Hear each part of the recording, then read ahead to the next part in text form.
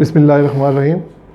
मेरा नाम डॉक्टर मोहम्मद ज़फ़र इकबाल है और मैं professor of medicine DG. Khan medical college में काम कर रहा हूँ। आज का जो टॉपिक है वो डायबिटीज़ मेलाइटस या शुगर से मुतल्लिक़ है। तो जैसा कि आपको मालूम है कि शुगर या डायबिटीज़ मेलाइटस ये एक ऐसी बीमारी है जो कि सारी दुनिया में जनरली और स्पेशली पाकिस्तान में इसका जो इंसिडेंस है वो रोज़ बरोज़ बढ़ता जा रहा है। डायबिटीज़ जो है बेसिकली दो किस्म की होती है मेनली, एक टाइप 1 और टाइप 2। जो टाइप 1 डायबिटीज़ है उसमें जो पेंक्रियाज या लबलबा है वो इंसुलिन नहीं बनाता और इंसुलिन जो बनना है बिल्कुल ख़त्म हो जाती है, जिसकी वजह से मरीज़ को शुगर हो जाती है। ये आमतौर पे यंग लोगों को होती है, 30 साल से कम उम्र के लोगों को आमतौर पे होती है और ये ख़ानदानी नहीं होती। दूसरी किस्म की जो डायबिटीज़ है वो टाइप 2 डायबिटीज़ है।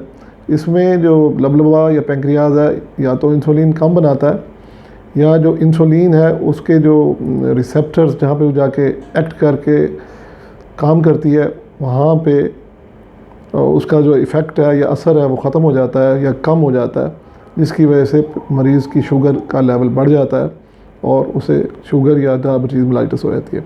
यह आमतौर पे ख़ानदानी मर्ज़ है, ख़ानदान में चलता है और ये 40 साल से ज़्यादा उम्र के लोगों को होता है।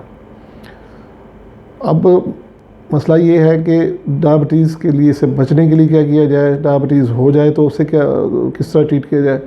डायबिटीज़ से बचने का सिवाय इसके कि कोई और तरीका नहीं है कि हम अपनी जो रोज़मर्रा की ज़िंदगी गुजारने की आदत हैं उन्हें तब्दील करें, अपनी एक्टिविटीज़ को बढ़ाएं, फ़िज़िकल एक्टिविटी या जिस्मानी जो है काम उसको बढ़ाएं और ज़्यादा मुरगन ग़िज़ाएँ ना लें और ज़ूद हज़म किस्म की ग़िज़ाएँ लें, सादा ग़िज़ाएँ लें, कुदरती या नेचुरल ग़िज़ा लें।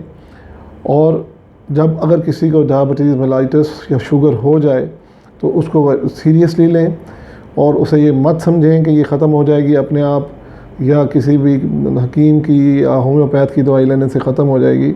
इसको पहले हम ग़िज़ा से ठीक करने की कोशिश करते हैं, ग़िज़ा के कंट्रोल से, कि मीठी चीज़ें ना खाएं, चिकनाई वाली चीज़ें ना खाएं। उसके बाद हम अगर टाइप 1 डायबिटीज़ है तो हमें इंसुलिन लेना पड़ेगी। अगर टाइप 2 डायबिटीज़ है तो इनिशियली गोलियों से काम चल सकता है। गोलियां दो तरह की हैं, एक तो वो जो इंसुलिन को बढ़ाने की बनने में मदद देती हैं और दूसरी वो जो इंसुलिन की सेंसिटिविटी को बढ़ाने में मदद देती हैं।